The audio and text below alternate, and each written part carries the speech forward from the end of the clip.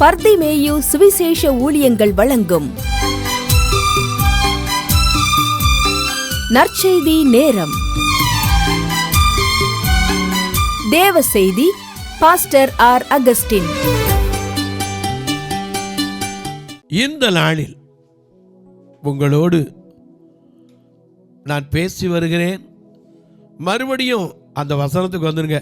ஏன்னா இந்த செய்தியினுடைய கன்க்ளூஷனுக்கு வர்றதுனால ஏசாயா 28ஆம் அதிகாரம் 21ஆம் வசனத்திற்கு மறுபடியும் எல்லாரும் உங்கள் பைபிளை எங்கே இருந்தாலும் தேடி ஃபோனில் எடுக்காதீங்க. தயவுசெய்து சொல்லுவேன், ஃபோனில் எடுத்துடாதீங்க. உங்கள் வேதாகமத்தை எடுத்து கையில் வச்சு ஏசாயா தீர்க்கதரிசியின் புஸ்தகம் 28ஆம் அதிகாரம் 21ஆம் வசனம் அப்படி எல்லாரும் தேடி எடுப்பீங்களா? அல்லேலூயா. எந்த சிருஷ்டிகரே உம்மை நினைத்திடவே இந்த பிழை இல்ல வாழ்க்கையிலே. எந்த சிருஷ்டிகரே உம்மை நினைத்திடவே இந்த நிலை இல்ல வாழ்க்கையிலே. இந்த மாய உலகத்தை வெறுத்திட அழித்தீர் பரிசுத்த ஜீவியமே. இந்த மாய உலகத்தை வெறுத்திட அழித்தீர் பரிசுத்த ஜீவியமே. ஆனந்தம் ஆனந்தமே, பகலிலும் பாடிடுவே. ஆனந்தம் ஆனந்தமே, அல்லும் பகலிலும் பாடிடுவே. இயேசுவே எந்த நாருயிரே, இயேசுவே எந்த நாருயிரே.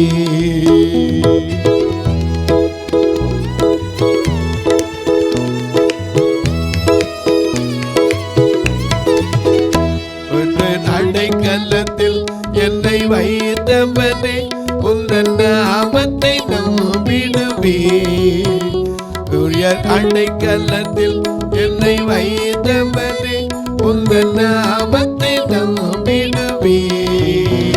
உம்மை அல்லாத கோவியல் யாரையும் நம்பி உயிருள்ள தெய்வமிதே. உம்மை அல்லாத கோவியல் யாரையும் நம்பி உயிருள்ள தெய்வமிதே. ஆனந்தம் ஆனந்தமே, அல்லும் பகலிலும் பாடிடுவே. இயேசுவே எந்த நாருயிரே, இயேசுவே எந்த நாருயிரே.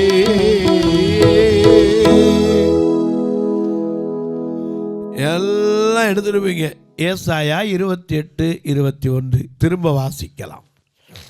மிக அழகாக எழுதி வச்சிருக்கார். கர்த்தர் தமது கிரியையாகிய அபூர்வமான கிரியையை செய்ய. அபூர்வமான கிரியைகள். ஏன்னா அவர் பகற்காரம் இருக்கு மட்டும் அனுப்பினவருடைய கிரியைகளை செய்ய வந்தவர். ஆகையினால அவர் தம்முடைய கிரியையை அபூர்வமாய் கிரியையை செய்யவும் தமது வேலையாகிய அபூர்வமான வேலையை நிறைவேற்றவும் ஐயா இந்த பூமிக்கு வந்தவர். ஏன்னா அபூர்வமான காரியங்களை செய்கிறார், அபூர்வமான கிரியைகளை செய்கிறார். இந்த இஸ்ரவேல் மக்களுக்கு தான் அது விளங்கலை.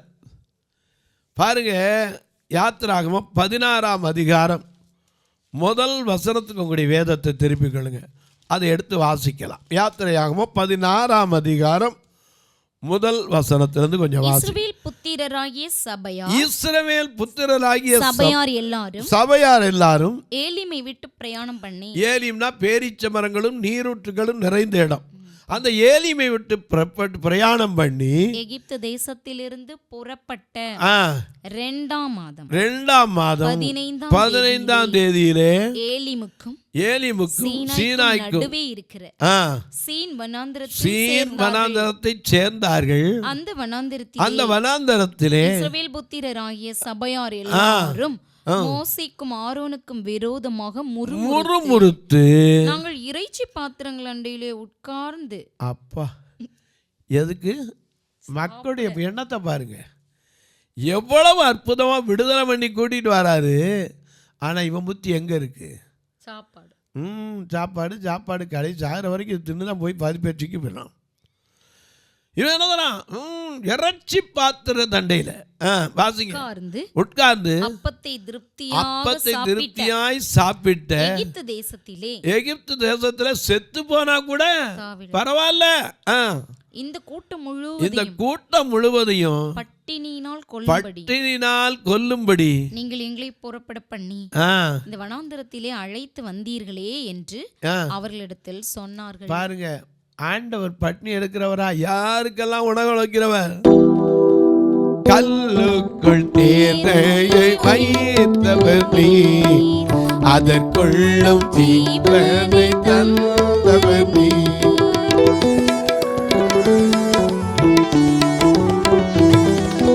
கல்லுக்குள் தேரையை வைத்தவர் நீ, அதற்குள்ளும் தீபனை தந்தவர் நீ. உம்மை அன்றி அணுவேதும் அசையாதையா, உம்மை அன்றி அணுவேதும் அசையாதையா. உன் துணை என்று உயிர் வாழ முடியாதையா, உன் துணை என்று உயிர் வாழ முடியாதையா. நீரில்தி நீரில்தி வாழ்வேது இறைவா, உன் நிலைவில் மகிழ்வேது தேவா. ஏன்னா அவர் நாளை தினத்தை குறித்து கவலைப்படாத. எதை திம்போம், எதை உடுப்போம், எதை உண்போம், எதை உடுப்போம், குடிப்போம்னு கவலைப்படாது. இவைகளெல்லாம் தேவைன்னு அறிந்தவர். அவருக்கு முன்னாடி வச்சுறாங்க, ஐயோ இந்த வனாந்தரத்தில் நாங்கள் எங்கே சாவோம், எங்கே சாப்பிட்றோம், அங்கேயே செத்துருந்தாலும் பரவாயில்ல, இறைச்சி பாத்திரத்தில் உட்காந்து எப்படி திருப்தியாக தின்னா தெரியுமா? தின்னு தானே பாதி கெட்டு போய் கிடக்கு, சுகர்லையும் போகட்டும். அதனால தான் கோழியை கூட இப்போ வர்றவன புலம்புறாங்க பாதி பேர். 31ஆம் தேதி கோழி இல்லையாமையா, கோழி இல்லாட்டா என்ன? எனக்கு அன்பானவர்களே, எல்லாம் கவனிங்க. மனுஷனுடைய வாழ்க்கையில் அப்பத்தினால், மனுஷன் அப்பத்தினால் அல்லங்க. இயேசு சொன்னாரே, மனுஷன் அப்பத்தினால் மாத்திரம் அல்ல, தேவனுடைய வாயிலிருந்து புறப்படுகிற ஒவ்வொரு வார்த்தையினாலும் மறந்துடக்கூடாது. யார்கிட்ட சொன்னார்? பிசாசிட்ட சவால் விட்டார். ஆனால் இன்னைக்கு அநேக தீனி இங்கே பேசுகிறத பார்த்தா எனக்கு அதான் வடிக்க எல்லாம் விட்டு இங்கே சொன்னாங்க, நாங்கள் இறைச்சி பாத்திர தண்டையில் உட்காந்து அப்பத்தை திருப்தியாய் சாப்பிட்ட அந்த எகிப்திலே நாங்கள் செத்தாங்க விடக்கூடாதுல, இங்கே பட்னினால் சாப்பிட்றோம். ஆண்டவர் பட்னியிலே விடுறாரு. என்ன சொல்றாரு? அப்பொழுது கர்த்தர் மோசேயை நோக்கி, நான் உங்களுக்கு வானத்திலிருந்து அப்பம் வருஷிக்க. அபூர்வமான காரியம். எங்க பூமியில சாப்பாடு வேணும், என்ன செய்யணும்? உழைக்கிறது மட்டும் இல்லை, நிலத்தை பண்படுத்தணும். அதில் நல்லா உழுது விதைச்சி அதில் களை எடுத்து அதுக்கப்புறம் கதிர் வர வரைக்கும் காத்து எந்த இதுவும் மிருகங்கள் அழிச்சிடாதபடி பாதுகாத்து என்ன செய்யணும்? அதை அப்புறம் அறுத்து கொண்டு வந்து அடித்து வீட்டில் எடுத்து அப்புறம் தான் சாப்பாடு. ஆனால் ஆண்டவருடைய அற்புதம் எப்படி தெரியுமா? வானத்திலிருந்து என்ன வருமா? அப்பம். இங்கே சொல்றாரு பாருங்க, நான் வானத்திலிருந்து உங்களுக்கு என்ன செய்வேன்? அப்பம் வருஷிக்க பண்ணுவேன். ஏன்னா அவரே ஜீவ அப்பமாச்சே. வானத்திலிருந்து உனக்கு சாப்பாடு.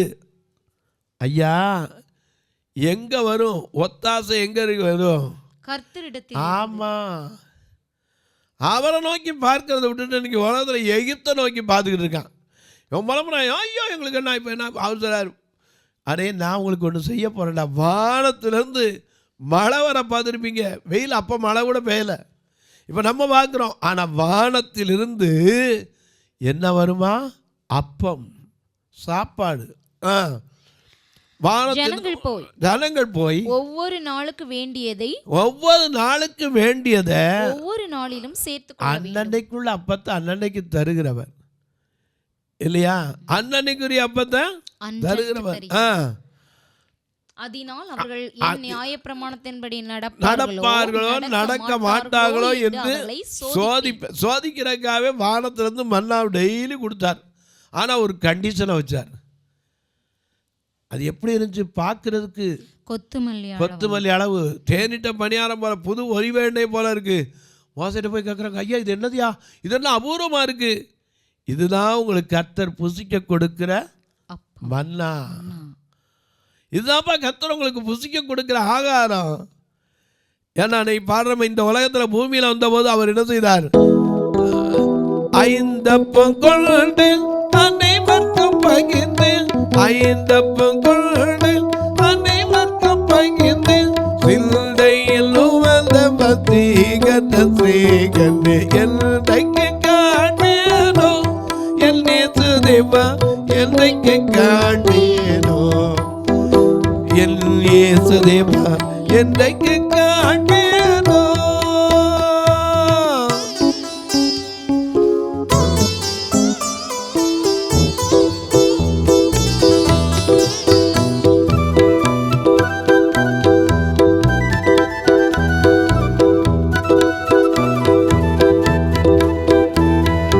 மாசில்லாதல் மாமனினோரன், மாசில்லாதல் மாமனினோரன், இயேசுவின் திருமுகத்தை நிசன்னம் நோக்கின என்றைக்கு காண்பேனோ என் இயேசு தேவா, என்றைக்கு காண்பேனோ இயேசு தேவா, என்றைக்கு காண்பேனோ.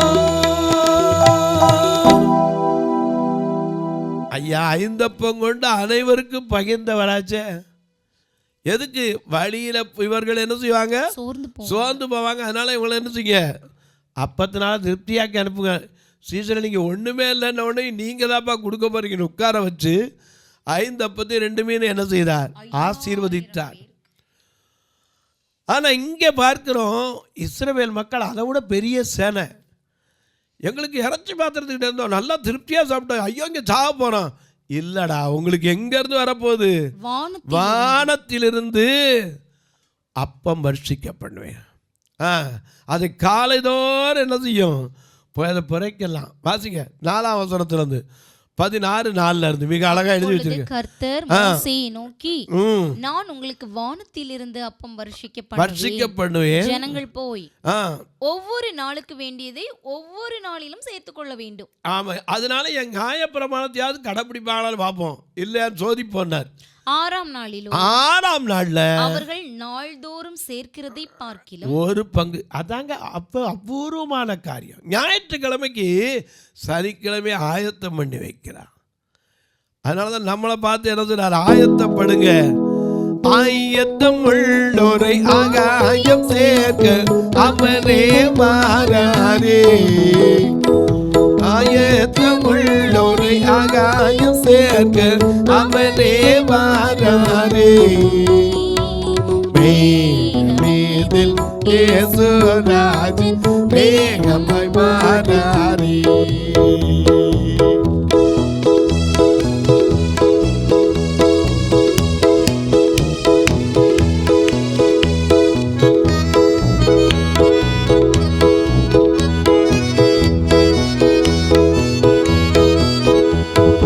அவர் உரைத்த அடையாளங்கள் எல்லாம் தவறாமல் நடக்கிறது. அவர் உரைத்த அடையாளங்கள் எல்லாம் தவறாமல் நடக்கிறது. அவர் வரும் வேளை எவருமே அறிவார், ஆண்டவரே அறிவார். அவர் வரும் வேளை எவருமே அறியார், ஆண்டவரே அறிவார். மேகமேதில் ராஜன் மேகமாய் மாறாரே. ஐயா, அவர் உரைத்த அடையாளங்கள்லாம் நடக்கும். சொல்றாரு, எப்பா நான் உங்களுக்கு வானத்திலிருந்து மண்ணா வர சொல்ல போறேன். அது எப்படி வரும்? அன்னன்னைக்குரிய சேர்க்கிற மாதிரி. நீ பழச சாப்பிட வைக்கிற தேவன் அல்ல.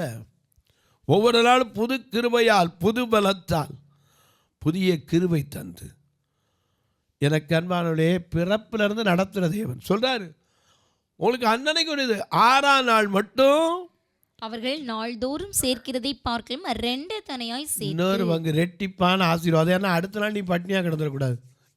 அதை ஆயத்தம் பண்ணி வைக்க கடவர்கள், அதை ஆயத்தம் பண்ணி வைக்க கடவர்கள் என்றார். அப்பொழுது மோசேயும் ஆரோனும் இஸ்ரவேல் புத்திரர் எல்லாரையும் நோக்கி கர்த்தர் உங்களை எகிப்து தேசத்திலிருந்து புறப்பட பண்ணினவர் என்பதை சாயங்காலத்தில் அறிவீர்கள், விடியற் காலத்தில் கர்த்தருடைய மகிமையையும் காண்பீர்கள். கர்த்தருக்கு விரோதமான உங்கள் முறுமுறுப்புகளை அவர் கேட்டார் என்று சொன்னார். அது மட்டும் பின்பு சாயங்காலத்தில் நீங்கள் புசிக்கிறதற்கு கர்த்தர் உங்களுக்கு இறைச்சியையும். அதனாலதான் என்னாகுமா 11ஆம் அதிகாரத்தில் அழுதுகிட்டு இருந்தவங்களுக்கு ஒரு காற்றை கட்டளையிட்டார். என்னாகும் 11:31 கர்த்தருடைய காற்றை கட்டளையிட்டார். பாளையத்தை சுற்றி சுற்றி என்ன வந்துச்சு? காடைகள் வந்து குவிஞ்சிச்சு. எப்பவுமே நமக்கு தெரியாத ஆண்டவருடைய நோக்கம் அவர் அபூர்வமான காரியத்தை செய்கிறவர். எந்த இடத்துல மோசே பிறக்கும் போதே ஒரு திட்டம் இருந்துச்சு. ஆம்பளை பிள்ளைலாம் எங்கே போட்டுறணும்? நைல் நதியில் தூக்கி முதலைக்கு இறையா போட்டணும். ஆனால் அதே இடத்துல கர்த்தர் எவன் போட்டானோ அதே ஆர்டர் போட்ட இடத்துலேருந்து அவனை உருவாக்கினார். எங்கே மழை பெய்யாதுன்னு சொல்லி எலிசா வந்து உட்கார்ந்தாலும் அந்த அரண்மனையில் அவனை தேடிக்கிட்டு இருந்த அரண்மனையிலேருந்தே சாப்பாடை கொடுத்து காப்பாற்றினார். ஒன்றுமே இல்லை, நான் சாப்பிட்டு சாக போகிறேங்கிற சாரிபாத் விதவைக்கு காலம் பஞ்சகாலம் தீர்ந்த வரைக்கும் பாத்திரங்களை ஆசீர்வதித்தார். அவர் அபூர்வமான காரியங்களை, கிரியைகளை, வேலைகளை செய்கிறவர். எனக்கு அன்பானவர்களே, இன்னொரு அபூர்வமான காரியத்தை பார்க்கலாம். எனக்கு அன்பானவர்களே, என்ன தெரியுமா? இவங்களுக்கு ஆண்டவர் சொல்லியிருந்தார். என்ன சொல்லியிருந்தார்? 6 நாள் நீங்கள் சேர்க்கலாம், 6ஆவது நாள் மட்டும் 2 பங்கு விடும். மற்றபடி நீங்கள் சேர்த்தீங்கன்னா பூச்சி வந்துடும், துரு வந்துடுனார். அதை சேர்த்தவன் பூச்சி பிடிச்சதை பார்க்கவும் செஞ்சான். அது மட்டுமல்ல, அவனுக்கு வேணுங்கிறத எடுத்துக்கலான்னார். ஆனால் இவன் புத்தி போகுமா? யாத்திராகமம் 16ஆம் அதிகாரம் 14-15 வசனத்தை பெய்திருந்த பனி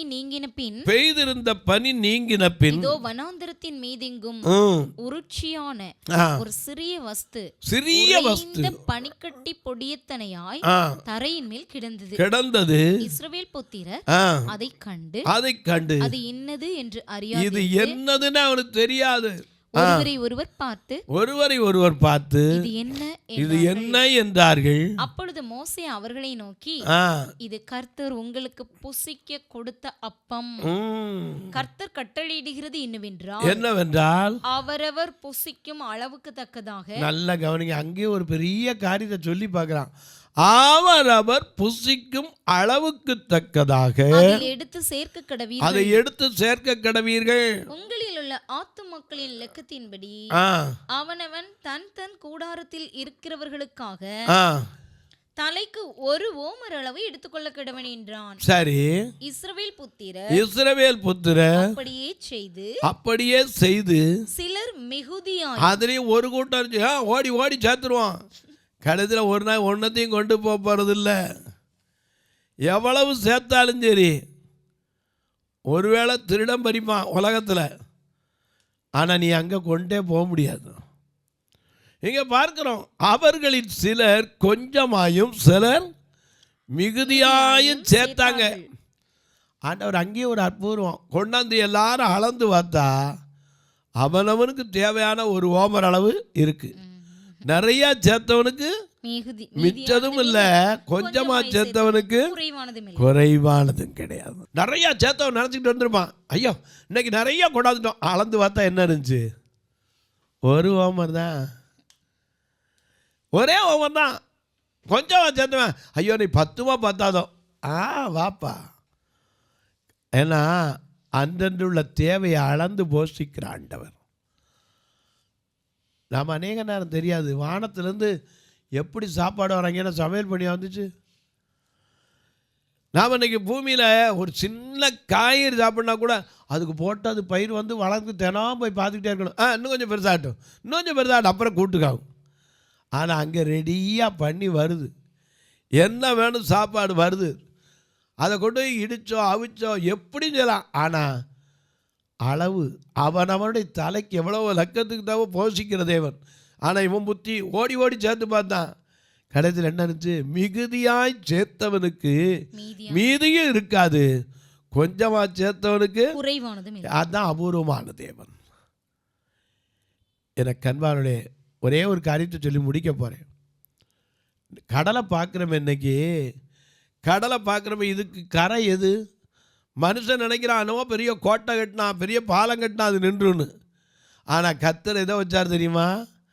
அந்த மண்ணைத்தான் வச்சார், நித்திய பிரமாணமாக வச்சார். அதனால தான் எரேமியா 5:20 வாசிக்கிறோம், நீங்கள் கண்ணிருந்து காணாமலும் காதுகளிலிருந்து கேளாமலும் அறிவில்லாது இருக்கிற ஜனங்களே, அலைகள் மோதி அடித்தாலும் அது இறைந்தாலும் அது என்ன செய்யக்கூடாது? எல்லையை கடவாதபடிக்கு நித்திய பிரமாணமாக கடற்கரை மணலையா அதற்கு எல்லையாக வைத்திருக்காருன்னா எத்தனை அபூர்வம்.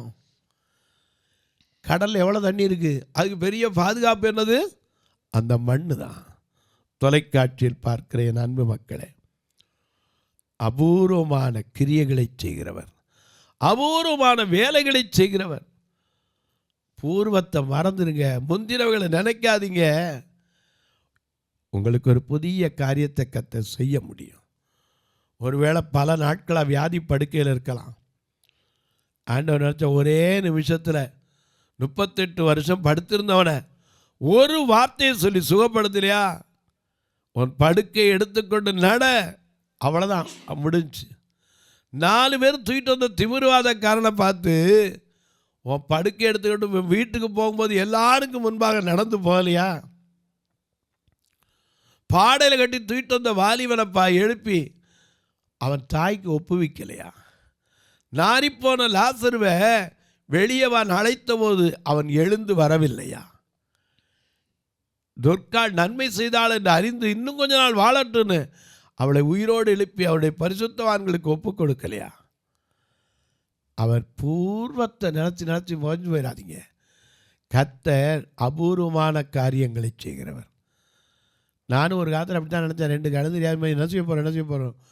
ஆனால் கர்த்தர் கொண்டு வந்து வைத்திருக்கிற இடம் எப்படிப்பட்டது, அபூர்வம். வந்து பார்க்குறாலும் சொன்னோம், இந்த ஆலை எப்படி கட்டினீங்க? எந்த வெளிநாட்டு பணம்? எந்த வெளிநாட்டு பணமும் கிடையாது. தெருவில் பிரசங்கம் பண்ணியா? ஏன்னா வார்த்தை யாருது அதை யோசிக்க மாட்டான், இருக்கிறத பார்ப்பான். வார்த்தை யாருடைய வார்த்தை? அவருடைய வார்த்தை. அவருடைய வார்த்தைக்கு வல்லமை உண்டு.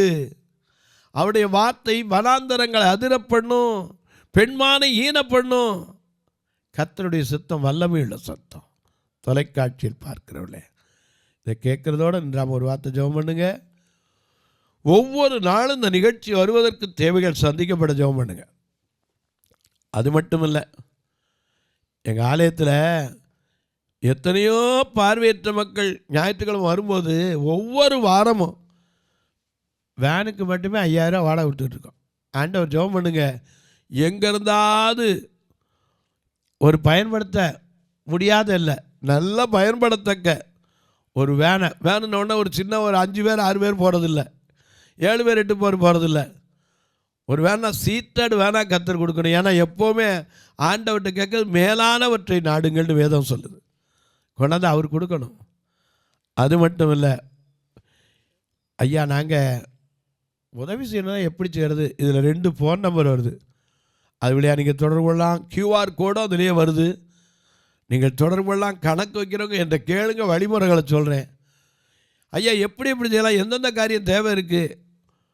நல்ல உணவு கொடுக்க உதவலாம், ஒரு உடை கொடுக்க உதவலாம், ஊன்றுகோல் கொடுக்க உதவலாம், ஒரு கட்டுமான பணிக்கு உதவலாம், பார்வையற்றல் மரித்தா கூட ஃபியூனரல் ஃபண்டுக்காக உதவலாம், தொலைக்காட்சி நிகழ்ச்சிக்கு உதவலாம். எப்படி பிரதர்? இதில் வர்ற 2 ஃபோன் நம்பரையும் நீங்கள் பார்த்தா எல்லாம் கிடைக்கும். அல்லது என்கிட்டையும் கேளுங்க, தபால் வழியாக தொடர்பு கொள்றதுக்கும் சொல்லுவேன். போஸ்ட் ஆஃபீஸ் அக்கௌண்ட் நம்பர் உங்களுக்கு தரேன், அதை போய் கேளுங்க. அங்கே உங்களுக்கு ஃபுல்லாக பண்ணி அவங்க நீங்கள் எந்த கமிஷனும் சேர்த்தலாம். 36 35 38 89 63 இந்த நம்பரையும் நீங்கள் தொடர்பு கொண்டு அது வழியாக நீங்கள் செலுத்தலாம். ஒருவேளை ஐயா நாங்கள் இந்த QR கோடு வழியாக போடுறது உங்களுக்கு வந்து சேர்ந்துருமா? தாராளமாக வந்து சேர்ந்துடும். உங்கள் ஜெபக்காரி எது இருந்தாலும் காலை 10 to 5 மணிக்குள்ளே சொல்லலாம். இப்போ உங்களுக்காக ஜெபிக்கட்டுமா? நல்ல பிதாவே,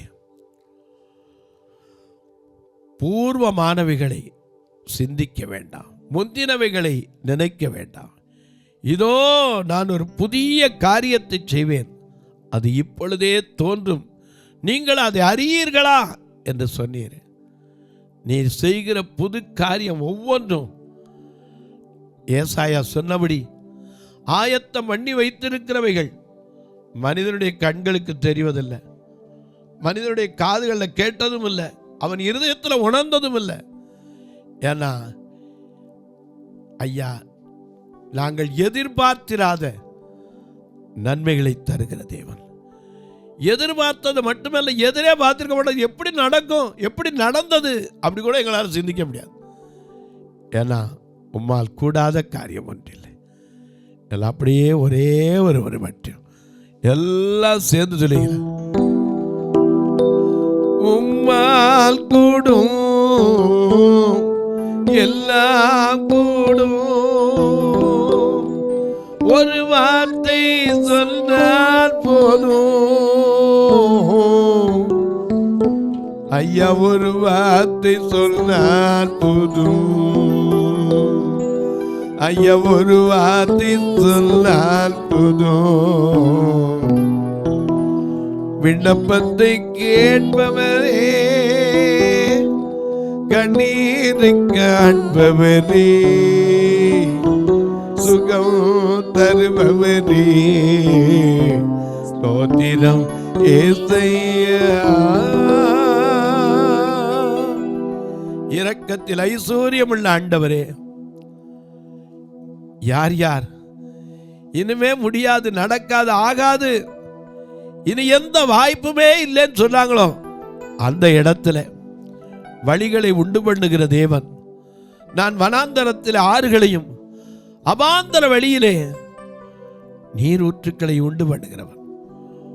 ஐயா, உன் சந்தானத்தை ஊற்றுகிற தேவன், ஒரு புதிய காரியத்தை செய்ய போறதற்காக ஸ்தோத்திரம். அபூர்வமான கிரியைகளை செய்ய போறதற்காக ஸ்தோத்திரம். இந்த ஊழியத்தை தாங்குகிற, ஜெபிக்கிற, கொடுக்கிற எல்லா மக்களையும் ஆசீர்வதியும். பிறந்த நாள், திருமண நாளை நினைவு கூறுகிற மக்களுக்காய் ஜெபிக்கிறேன். அப்படியே குடும்பங்கள் ஆசீர்வதிக்கப்படட்டும், பழுகி பெருகி பூமியை நிரப்பட்டும். வானத்திற்கும் பூமிக்கும் சகல அதிகாரம் கொண்ட இயேசு கிறிஸ்துவின் ஈடு இணையற்ற வல்லமையுள்ள நாமத்தில் ஜெபிக்கிறேன் நல்ல பிதாவே, ஆமென், ஆமென். சபை ஆராதனை ஞாயிறு காலை 10 மணி முதல் 12 மணி வரை. இடம் பர்திமேயு சுவிசேஷ ஆலயம், அன்னை சத்யா நகர், இளமனூர் அஞ்சல், சக்கிமங்கலம் வழி, மதுரை மாவட்டம். பின்கோட் 625201 மற்றும் பர்திமேயு சுவிசேஷ ஜெப வீடு, flat number 107, Eden garden, Muthur, Tirunelveli. Pin code 627011. சிறப்பு உபவாச கூட்டம் ஒவ்வொரு மாதமும் 2வது சனிக்கிழமை காலை 10 மணி முதல் 1 மணி வரை நாகர்கோவில் YMCA ஹாலில் வைத்து நடைபெறுகிறது. மற்றும் ஒவ்வொரு மாதமும் 4வது சனிக்கிழமை காலை 10 மணி முதல் 1 மணி வரை திருநெல்வேலி புதிய பேருந்து நிலையம் அருகில் உள்ள கிரேஸ் ஹாலில் வைத்து நடைபெறுகிறது. எங்கள் எல்லா ஆராதனைகளிலும் கலந்து கொண்டு தேவனை மகிமைப்படுத்த அன்பாய் அழைக்கிறோம். உங்கள் உதாரத்துவமான காணிக்கைகளினால் இவ்வூழியத்தை தாங்க விரும்பினால் R Augustine, account number 5021364331, IFSC code IDIB 000B066, Indian bank, BP Kulam, Madurai. GPay number 9842181917, BGM ministries மற்றும் 9442559772, பிளைண்ட் மினிஸ்ட்ரீஸ் அகஸ்டின். உங்கள் தொடர்புக்கு பாஸ்டர் ஆர் அகஸ்டின், பர்திமேயு சுவிசேஷ ஊழியங்கள், நாகமலை, புதுக்கோட்டை, மதுரை 625019. தொலைபேசி எண்கள் 9842181917 மற்றும் 9442559772. கர்த்தர் தாமே உங்களை ஆசீர்வதிப்பாராக.